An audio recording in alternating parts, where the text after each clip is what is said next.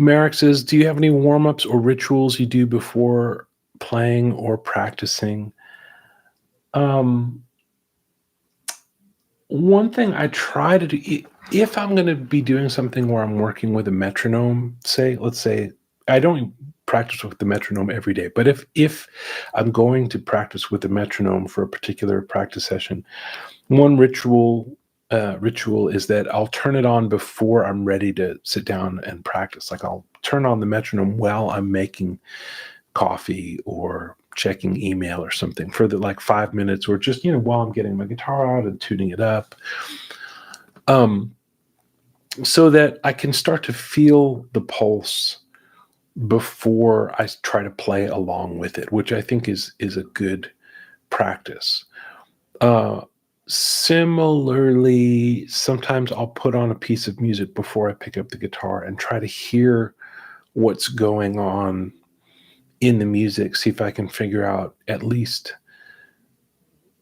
I don't have perfect pitch, so I might not know that the chord progression goes from G to A, but I could hear that if the song were in D, in the key of D, I could hear that it was going from 4 to 5. And then eventually, I could guess that it's in D or whatever key it's in, and I'd know that it's G and A are those chords. So, in other words, the ritual, if any, is to try to get into the music uh, by listening to it, either listening to the metronome or listening to something that you're going to transcribe before you pick up your guitar. And if you're not working with something that's got sound, like if you're working from the page, you're trying to learn a classical piece, say, then I would read through it without the guitar in hand.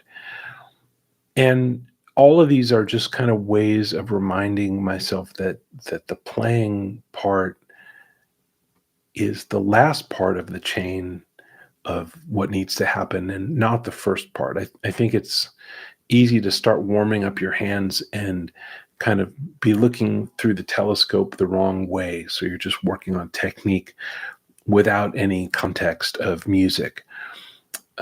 So I try to get into the music and then pick up the guitar. So there's that. Once I have the guitar in hand, I tend to play really slow because I want to just hear what I'm doing. That's a C note. I just picked that at random, but then I might, in my head, try to sing another note that is not that note and some distance away. Da, da, and then try to find that. And then if I can do that, I'll find that on every string that I can, maybe even do it on non-adjacent strings. Maybe in another octave.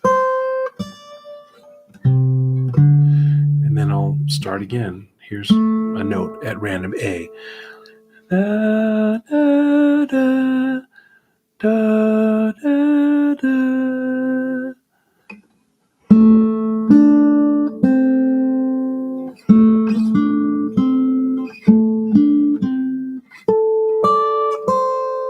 And so on. So I'm not sure that's exactly ear training, but I'm just trying to lead with my ear rather than leading with, arpeggios and chromatic things and kind of just calisthenics. I'm not a big fan of guitar calisthenics.